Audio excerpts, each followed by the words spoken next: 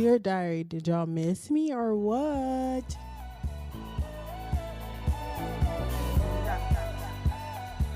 What up, y'all? It is officially season 2 of Dorm Diaries. And this season, I promise to come more lit, more better, and also with some new stuff. I can tell you right now that this is the last episode that we will be having where you won't be seeing the host, me. This is the last time you won't be seeing me. So if you would like to watch the podcast, you are welcome to join my TikTok live every time I record on the real.simone. I'm going to repeat that for the girls in the back. It's called the real.simone. It's on TikTok, and I'm going to go TikTok live. Every time you want to tune in or you see my little notification pop up, you know what to do. Come and watch, because that's going to be where I'm going to record with my guests. You're going to see all the behind the scenes, how I get started, how I talk to my girls, and just a little bit of bonding that we do beforehand. So yes, don't forget to go and do that. Also, don't forget to go follow the Instagram if you already have it. It's dorm_.diaries1. Let me repeat that for the girlies in the back. It's dorm_.diaries1. I want everyone to go follow it. That's where all the latest updates will be coming, where you'll be figuring out who the next guest will be, and also you may be even vote on the next topics. You'll never know. I want you guys to come on there and just give it a follow. Okay, so on my story, I posted 4 different jobs that I've had. Now, you could honestly call me Trish from Austin and Alley. Got a job at Cupcake City. Got a job at Shredder's Beach Club. Got a job at the Halloween. Because in high school, your girl worked everywhere. Once I got that first check, I was like happy as hell. Let me tell you, I first worked at McDonald's, right? Worked there. Then I was like, for some reason, I wasn't loving it. Well, I don't know why. I have ADHD. I had OCD at the time. I'm medicated. Whatever you want to effing call it. It was horrible. So then I went to another job. So this new job, I heard about it from a friend of a friend of a friend of a friend. And she was like, yeah, you come stay with me over the weekend. It's a maid job. We're going to clean beach houses. Girl, I thought it was going to be easy. No, I think it awoke in my OCD. Listen, it was hair on the walls, throw up. It was not for me, okay? And we were cleaning 4-story houses. And if you forgot something, you were turning around. Mind you, we lived like 40 minutes away. You were turning around and going to go fix it. So when I tell you that was not the job for me. So I left. Well, not necessarily left. I finished out in the summer because it was a seasonal job. And then I moved on. And what did I move to? Your girl tried to work at Chick-fil-A. It was horrible. I knew I wasn't going to really be there long because once I got the job, well, first, let's be honest. When we had the orientation, I had the orientation with a group of other kids, and it was like she was AI before AI was created. I don't know. She was like, hello, greetings. I want you to know that Chick-fil-A is the home of the community, and always never forget it. We are a blessing to every da-da-da-da. And I'm just like, am I scared? Nah, I'm scared. Like, I thought this was going to be fun. Like, Chick-fil-A sauce? Chick-fil-A. No Chick-fil-A sauce? No Chick-fil-A. That's what I'm here for. Like, I'm here from the meme. I'm not here to, transition and start being modest and be crazy. Anyways, so I started working there. They let me know at the interview that I was allowed to have a really flexible schedule, because at the time, as if you don't know from my previous stories, that I used to be very active in high school. So I let them know this. I said, hey, look, I'm very active in high school. Eyes lit up. They were happy about that. I said, but let me tell you something. I'm not going to be able to get as many hours as most kids, but I really need a job. I want the money. I don't like depending on my mommy, typical teen shit. They're like, cool, I got you. Why am I on the schedule every day? Why do they tell me, oh, you have to work at least one night a week? A night? Babe, I'm 16. I don't even. I want to go home. I want to go home. You know what I did? I pulled the girl move. I started crying. I let them know, look, I'm going to leave. I'm never coming back. Then they start trying to work with me. They start trying to work with me for reasons for me to stay. I'm like, I'm Trish. Like I said, I'm known for finding a way to leave that job. I say, you're hurt my leg last game, so like I can't go. Like I'm over here pulling the guy from SpongeBob. My leg. I'm like, no, I hurt my leg last game. I can't. So as of right now, like even if I wanted to stay, I can't, because I just feel like I'm pushing my body too hard coming here after practice. Because like I said, I used to play girls lacrosse. Fell for it completely. Now, was that wrong? Yes, but also they were overworking me. And then they told me I couldn't get my nails done. They told me I couldn't wear lashes. They told me I couldn't wear color hair. And at the time in high school, girl, my hair was every color all the time. So what do you mean I can't do my I can't do my signature? Like, okay, reputation gone just for a Chick-fil-A job? Hell no. And then like the stuff they had me doing, bro, was just not it. Like, mind you, before that I worked at McDonald's. So I was used to a fast-paced schedule. So I'm already expecting fast pace. The way we were moving was like we were like in a hospital. Like, somebody page ortho again. I'm gonna need grab the ice, go grab the chicken, go to the back. Mind you, the back of house was super small. Like it wasn't enough for anybody to get around. So I'm like scooching back to back to go get a big old box of ice, scooching back to back to go there. Mind you, in front of me, she's making salads. Behind me, he's throwing nuggets. Nugget may fly on my back. It's piping hot. I'm not here to get 3rd-degree burns. Okay, still not the craziest job. Okay, I almost worked at Arby's. Went there for the interview. Tell me at the interview, he's like, if you were an animal, what animal would you be? Boy, what does that have to do with Arby's? We have the meats. I honestly don't understand. Besides the point, I keep moving forward. I don't even go to the orientation for that. So I end up going back to McDonald's. I don't know, for some reason throughout my high school, even now, like I find myself going back to things. I think it's like an ADHD thing. And to be honest, McDonald's was a good job, especially as a 16-year-old. So I went back, right? At the time, one of my best friends at the time, let's call her Stacy. Stacy told me, she said, listen, Queen, I'm leaving. I said, what? You're one of the reasons I love it. They're one of the reasons I'm here every day. She's like, listen, Queen, I'm leaving. I'm going to Bojangles. I'm like, okay, I love bow time. I love chicken. I love black people. I love it all. Keep talking. She keeps talking. She lets me know, one, they pay weekly. Perfect. Ding, ding, ding. I love that. And as a teenager, you got to think, I'm a teen. I want to know how I can get to Play-Dohs quicker every week, how I can spend more money, how I can be flyer than the other girls, how I can get the Fashion Nova package. You get it. Okay. So then they let me know they paid more. She said they paid a little bit more than McDonald's. If you said you have the experience, they'll pay you just a little bit more. I'm like, I'm putting in my 2 weeks now. And then she let me know you do less work. She said, my friend there, she doesn't do anything. He's always sending me snaps. Okay.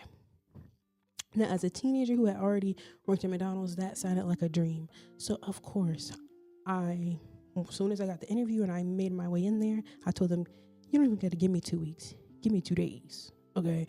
I left McDonald's so quick. Dumbest thing I ever did, because for some reason, McDonald's kept taking me back, even though I kept leaving when I thought I found a better job. That was horrible. Should have never did that. Don't ever do that. Just stay. Build up your money. I don't know why I didn't. So I get the job, which is first red flag. Why do I get the job so quick? And why are they willing to pay me so much more to be here? And I'm a minor. Anyway, so I walk in on my first day and I have to take a test. Not even gonna lie, this test is low-key hard, but while I'm taking the test, it's something I pay attention to. First, when I walk in, the girl that's taking like the cashier, she has some Crocs with weed symbol. I'm like, I'm chilling.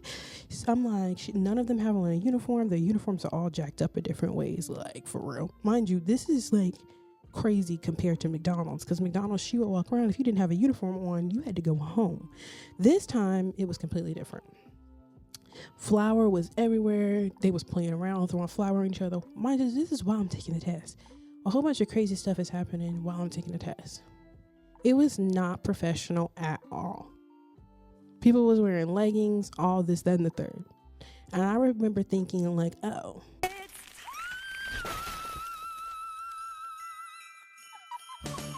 They asked me questions about chicken. If you're not black, I felt like if you haven't been raised around a mom that cooks, so it was asking me questions about like parts of the chicken, leg, thigh, different types of seasonings and things like that. Another thing I noticed immediately when I started working there, though, was everyone was high. I don't know how they were doing that during the job, because the test wasn't lying. You had to remember these things. you got the chicken from the back and it was actual chicken that you had to like put in flour and dip in grease. Like you actually had to fry it. We had a whole skillet, like a hibachi skillet back there. When you guys ordered eggs, we had to actually make that. Like everything was like very tedious. Even like the biscuits, it was you had to be trained to even go into that biscuit room and know how to do it. So it was just like, how are you? Hi. Like, I don't know. Anyways, whatever. And let's just, even our manager, and let's call him Sean. Sean was 19 years old. And after I left, I found out he was allegedly stealing from the store. Let me tell you why this makes a lot of sense. Because one night, Sean calls like everyone that's working that night shift together. And he says like, money is missing from the register. What they got to do with me? Like, child. Anyway, so now if you know this Bojangles specific location, that made no sense at all that money was missing, because there was only, this was like in the middle of next to a school, like it was a few miles from the school, but it was small. It was only 2 registers in the store, one for the front of house and one for the window. It was not even a back window. We only had 1 window, and the whole store shared the 2 registers that were there. And mind you, half the time we didn't even take orders. Like, I'm serious. If we didn't feel like taking an order, everyone would duck down so no one could see us through the windows, and people wouldn't just drive out. Like, they would come, literally, guys. This was before AI was on Bojangles thing, by the way. So they would come through the drive-thru. They would say, hello, hello. Nobody's there, nobody's there. People would drive right on out, because nobody would answer. It got so bad, there was literally a Facebook group that they would post every time this happened, so that way they hoped that the big guy would come and change something. I mean, he eventually did. I mean, I guess overall it did, because Bojangles got more expensive and the AI came, so it was kind of harder to do these things. So you can't really have a ghetto Bojangles. It's kind of harder, I guess. So back to the story. Sean says $100 is missing. And he tells us we either have to come up with it or he'll get written up. And mind you, we'll all possibly get like strikes on our stuff too. And some of the people got a little, ruffled. Their feathers rough. They were already getting written up for things like knowing that their uniform is messed up and still coming to work, like improper playing at the job. Like, they were already getting in trouble for small things. So getting written up was like, what? I'm gonna lose my job. This is kind of like something that I keep my money coming in. I don't like that. So people get possibly fired. We felt bad for him. I'm not even gonna lie. We felt kind of bad, like genuinely. So tell me why our young, dumb, while we're young, dumb, and broke asses put our money together and give him the money that was stolen back. Now, it wasn't a lot, so we only had to put like little tiny pieces of our check that we got that day. But something about it just ruffled me. Like, something about it always made me feel weird. When it came out after he left the store that he was stealing money as well as something else that I'm gonna tell you in a second, I wasn't that surprised because of the situation. I'm like, did he either steal our money or did he steal the store's money? I don't know. Okay, so on my story, I asked you which place was the most insane. And I guess you can kind of wonder where I'm leading with the story. Bow time. Bow time was the most insane because it was pure chaos. Let me tell you, everyone came in late, and mostly boys worked there. And I'm say boys because none of them really reached over 21. Like I told you, our manager was like 19. They all acted like they were 14 too, so it didn't make it any better. And if they came in late, like, it was disrespect to them. Like, if you called them out. And then we had this manager, we're going to call her Casey. Casey was a big booty Latino woman.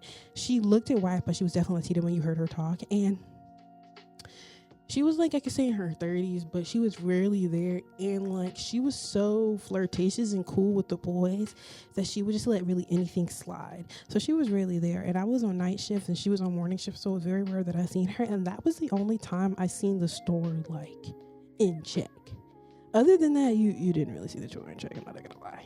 And even in a way, when she was there, they still had a way of doing their job and still playing with her. But that's okay, as long as you're doing a job and still playing. But, it was just always something off about it. It was like she always used to flirt with them and like mom, do what mommy says. Like, girl, what? What did he say? I was kind of confused. So I don't know, but it was like one singular moment that made me and multiple teenagers there leave for good. So let me paint the backstory for you girls.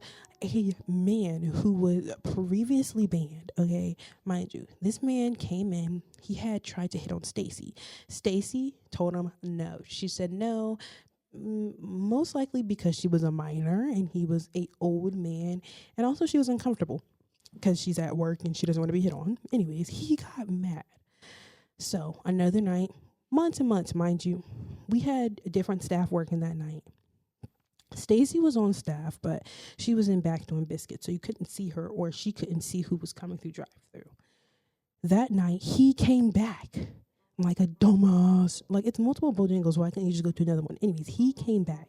The person taking orders that at the time at the window didn't know he was banned. Mind you, only one register, only one window, because we're ghetto. So they gave him his food.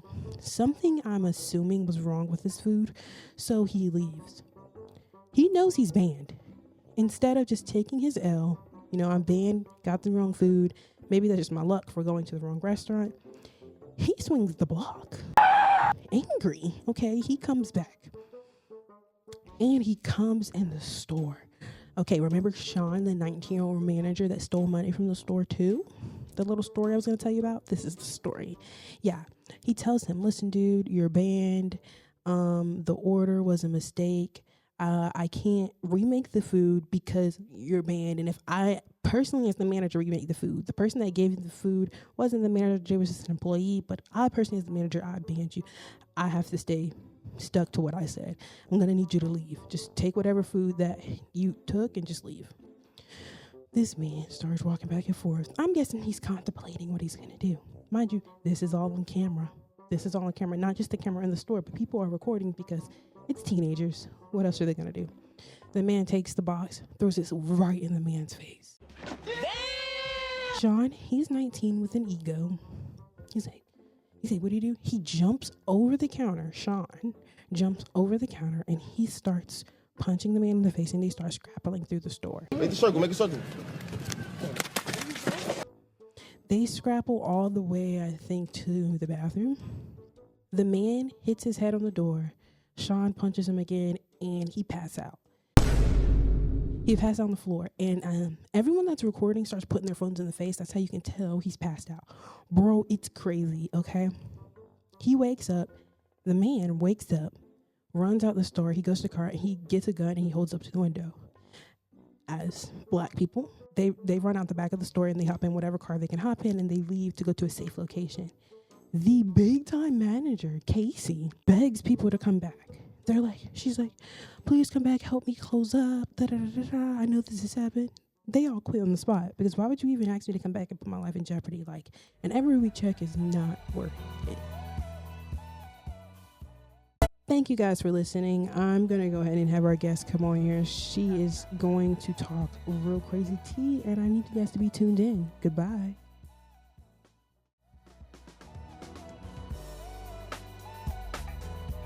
Hey babes, welcome back to Dorm Diaries. Today we're talking about all things beauty, business, and black girl magic, and what it really takes to train like an alpha. She's not only known for her beautiful locks, but also killing it on the dance floor, from long practices to pressure of performing. She managed to turn her talent into a thriving business, also while balancing school, relationships, and her dreams. So let's get into it. Let me let her introduce herself first. Dear Diary, I am Denia Pope, a sophomore here at FSU, formerly known as TLAA Dimples with the EZ. Okay, cute. Love it. Love the intro. Always loved it. I love when the girlies come prepared.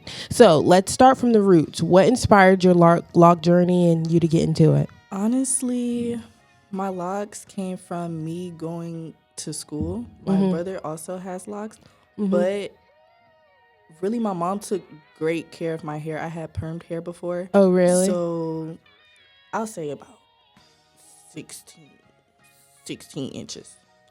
Oh, what made you want to change into locks? I ended up not taking care of my hair. Whenever my hair would be down, it would be pressed. It would be in a ponytail or a protective style. Right, so right. I ended up just locking my hair and having a permanent protective So a style. lot of people say like you can't get locks after you get a perm. So was that a hard transition for you or no? No, not really.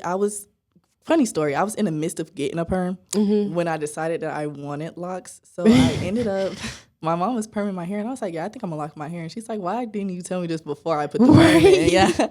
So I was like, no, it's okay. Like, give me 2-3 months. And I ended up doing soft locks on myself that whole time, letting like my natural hair grow back. Right. And I went to a loctician, had a consultant, and I ended up locking my hair that following. Oh, were you scared when you first did it? I know when I first locked my locks, I was like, oh, this is a big decision. Oh, my hair was so stringy. Like, coming from being perm, like, it was bad. It was bad. So, in my process, I ended up cutting off a lot of my hair, but at the same time, I wrapped it back up. Right. I could keep some of the length, but I did technically start over and become like a natural girly. This is my first time really being natural and having curls. I love that. Steady daydreaming, dreaming about the millions. Before I got his money and the bitch ain't care. Yeah, so there's so much history and pride in locks. Do you feel like people understand that, or do you still deal with those stereotypes today? I feel like it's a bit of both. Like, typically, I call my locks. Some people say dreads. Right. I'm very intentional with what I say because what you put out is what's in the air, what the universe produces. So me saying dreads, I don't dread my hair. My process isn't dreadful. I lock my hair. Exactly. So yeah, I definitely understand that, especially in the Black girl community. Do you feel a little bit more pressure to put on wigs more or no? It's a bit of both. I'm really getting out the process of wearing wigs. Like, because my hair is a like, good length I miss now. the community. When I see them, I'm like, I might need to go back. But then at the same time, I see a girl with some really nice locks. I'm like, girl, I love my locks today. So I don't know. It's very a mixed relationship. It depends on the day, really, how you feel. Like, if I want to get up and put a wig on and be bust down red baddie today, then that's what I'm going to do. That's what you're going to do. And if I want to take my wig, like, I'm the type of person, I have a picture on my phone right now of me taking my red wig off at work and walking around with locks. And that's the thing. Like people don't understand. You really can get up and go if you wanted to.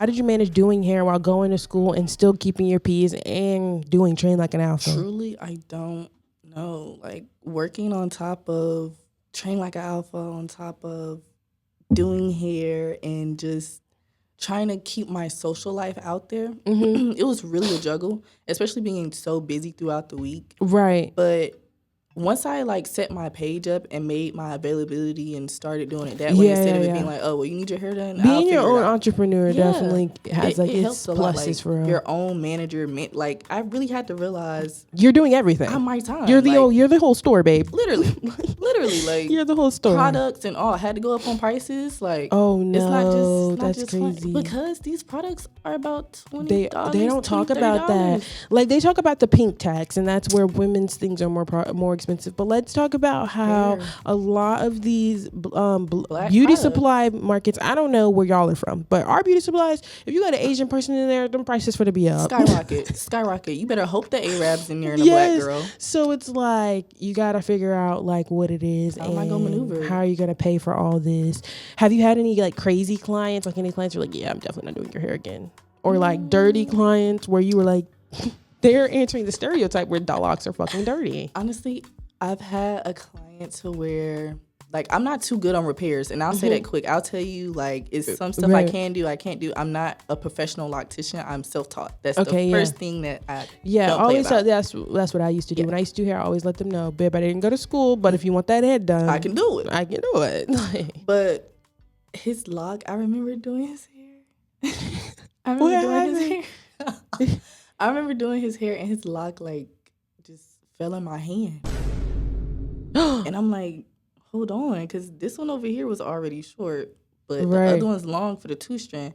This one right here completely just like fell in my hand. So now I'm working the needle trying to get it back in there. Yeah, I got it back right, retwisted it down, and kept it pushing. But it's like your lock just fell out in my hand. And I don't think the pressure was so hard to explain to people. Like, yeah, that's a possibility. Yeah, it can fall out in your hand, and you just have to put it back in there, babe. Gotta do this shit for my mama. Summer night, she was outside trying to make her some fucking commas. No shout out. So let's switch gears a little bit. How does like your locks and your pride for locks balance into relationships and things with guys? Is there certain rules like? So I mean, it's not certain rules or nothing. Like, you can touch my hair. Yeah. Like, usually I do talk to people with locks. That's not on purpose. Right. But, It's just I attract what I attract. Hey, I attract what I attract. I'll talk to somebody with waves, with a taper fade, like all that. It doesn't matter. But truly, I don't know. It's something about that lock connection. Yes, I get that. And then taking your time doing his hair is a different type of love. Like, yes, I definitely love that. So, like, how do you balance being in a relationship and still chasing your goals? see, I broke up with that man. Wait, I'm done. She said she broke up with that man. I broke up with that man. But I was really managing things well, like working 40 hours a week on all that, still going to school and all that. But really, can you give us tea on what made you realize you wanted to leave in that aspect? Not being treated properly. Like, okay, so that will, like, even if you have a busy work schedule, if the man's not doing his part. Yes, like, if I'm already compromising and I'm already, like, telling you how I feel and I'm already down and out and you're trying to make me feel better, but your actions aren't matching your words. I feel you. I can't do it, especially if I've warned you a umpteenth amount of times. I feel you. Can't do it. You know, I'm very upfront. Like, I don't know, if I feel like you can sit down and talk sexy with somebody, you can sit down and tell them, okay, this is my boundary. Right. I can be your main girl, you can be my main guy, you can flirt with people, but if you're touching other people, I'm not touching you. Has your bluntness ever been taken like differently from a guy? Because I know a lot of men, when you see a blunt, independent woman, they're like, "Who? Can't do it." Yeah, like, has it ever done that to somebody? Yes, I know for a fact with, like, the last person I talked to, it surely intimidated him, but at the same time, like, it helped him grow as a man. But with other people, I'll say they can't really take my boldness and how truthful I am, because you expect everybody to just sit back, bite their tongue, and be okay with it. I feel you with that. I feel you. Like, I can't. I have to speak up on how I feel, because if I don't, who will? I know. Like, I had to learn that too coming to college. Like, mommy is not gonna be here. You can't call your mommy, tell you come scream at them for you. Like, you better get mad. Get mad. Yeah, you're allowed to get mad. You're not the angry black woman. Oh my gosh! And people don't talk about that enough. Is angry black woman syndrome? And I try to explain that to people. Like, when a woman is talking passionately about something, if the white girls can do the same thing and they're not seen as crazy, they're being advocated for. No, like, dead ass. One time I've been talking so passionately, somebody was like, "Oh, you sound like a bitch." Huh? How am I a bitch? I just like this. I'm interested. I'm interested, or this is something that I'm passionate about. It's something that you need to know, and the fact that you don't know it, like, I don't know, that makes people ignorant in their own way. It really does. It's really about their morals and how they grew up and how their mind operates. You're too busy listening to your own thoughts to listen to somebody else's. Right. That's the me. Do this shit since I was a child. Shit on ground, I'm my only job, make my mama proud.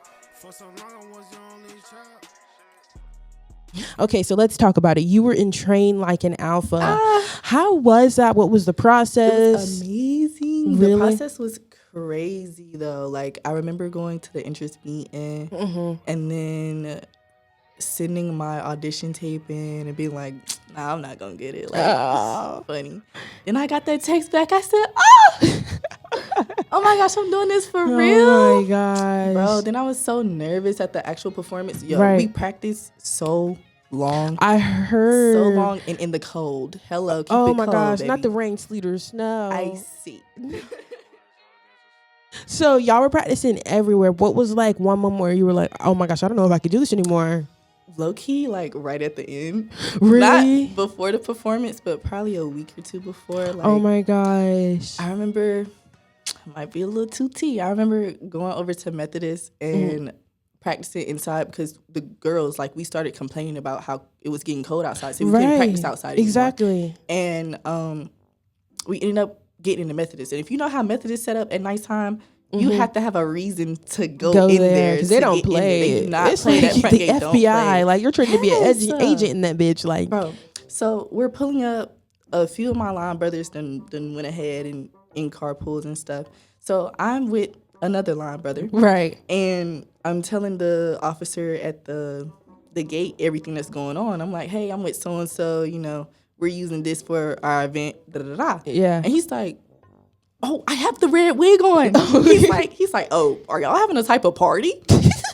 Excuse me? No, we don't have anywhere to practice. Party. Yes. No, anytime it's more than like 10 black people in the setting, it's always one person like, they're having a party. They're having a party. Like, no, we're just lit black we people. got clean kicked out the building. No, you didn't. We did. We got kicked out the building, and then we went into another building. And then we left after practice. It was smooth. It was a good practice. Like, we had their chapter there watching us and everything. It was nice. But truthfully, finding a place to practice was the hardest part. It was. And that's so crazy. So, like, everybody was trying to figure out what y'all were doing because it had to be so secretive. Then we had people from other teams and oh my gosh, so how was that? Finding out and looking, and like, we be in practice and we'll see people just watching So us. it was really competitive? It was very. Oh like, after the how did that affect you guys? It's like coming together, trying to practice. Was it like crazy? Because I've seen a lot of stuff on Fizz, of course. People was arguing bad on Fizz. It's crazy. People was arguing bad on Fizz about what was it, a bunny being posted. Everybody was mad. Bro. What was this? Like, please. That team was so mad about that bunny, but they don't want to post it. No, I was looking, and I kept like every few minutes because I was genuinely interested in the tea. So I would look at the comments saying, "Well, y'all supposed to know about the bunny." I'm like, wait, so we're supposed to know? My thing is, for one, I still couldn't tell you what that bunny was used for. I didn't see no Alice in the Wonderland type thing. No offense to y'all bunnies, but when my team saw that they were posting like the numbers of themselves revealing it in a bunny, I'm like, dang, like, I thought we were being discreet. That's why I was wondering, like, at first, like, was it supposed to be discreet? Like, was it supposed to be, like, you guys about to join, like, a actual sorority? Was supposed to give that experience? Like, well, I wouldn't say it was supposed to give, like, we're actually about to join a sorority, because that's not really what right. But y'all do keep this title for life, though. We do technically keep this title for life. I love that. So they were posting the bunny. The only thing that I remember my team saying, like, we were mainly talking in our group chat about it. Like, nobody really posted outside of it. So if they had beef, that was the other team's beef. And, like, we were really out of shit. We were real discreet about what we had going on. Yeah, because y'all wanted it to. Because, like, to be fair, y'all did all this work to do this. Y'all paid to be here. Hello. Like, y'all wanted to be. The only thing we really said was silly rabbit trickster for kids. Like, oh yeah, that's cute. Yes, that's all I said. But back to what you were saying.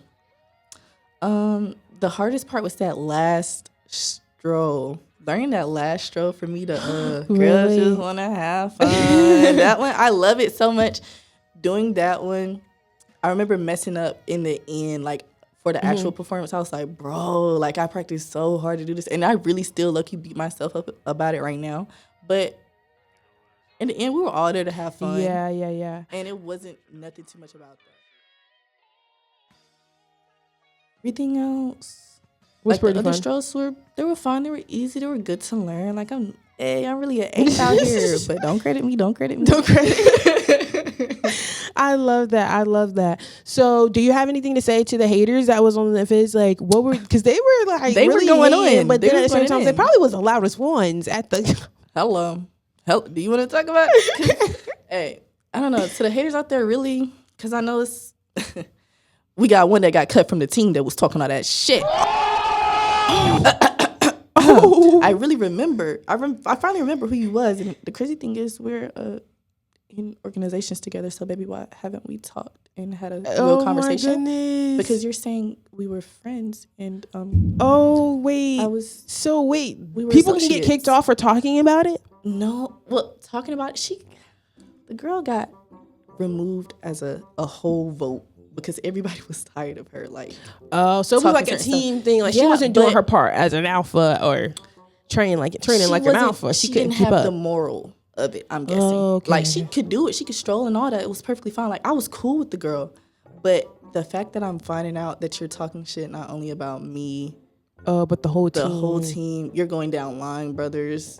And everything, talking about our captains. That's so, like, what did it teach you? Like, you are working now, like, you were kind of working beside the line brothers, and y'all were kind of collaborating together. Has that taught you anything about teamwork, being a brother, like how like stressful it is for them? Because we see them at Fried Chicken Wednesday, we see them at the parties, but we don't really know the stress that they go through from learning all that. Sitting and watching Makai and Jeremiah put together the show and try to get us prepared, like looking at videos from when we first started to how our performance was, they did a great job. Yes, they really did. When I seen them, I was like, you cannot tell me these ain't the niggas that was at the party. Like, I'm saying, they had y'all really right. We would run the route again. It don't look right. Jeremiah tell us, y'all water. Y'all ain't no ice. What? We water. Oh my goodness. Like, he'll tell it look like shit. Like, oh my god. The whole show, can't do it. Do it again. That's crazy. Like, I understand, but that's literally what we signed up for. Are you going to train like an alpha or no? Oh, yeah. And then if you're there complaining about it, I don't think you want to train like an alpha. That makes sense.